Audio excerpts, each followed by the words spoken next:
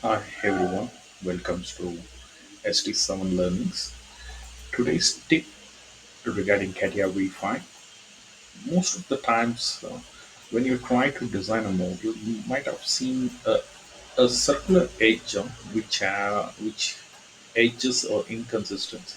So here you can see it's not a perfect circle. The edges are not so smooth enough.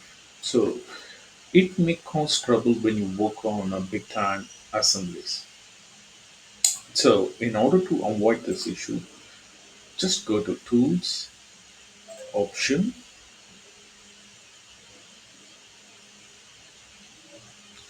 and in General Display, you'll be having a tab known as Performance. So, here we have a option known as 3D Accuracy. So, where we need to set the proportional value to 0.01 and select OK.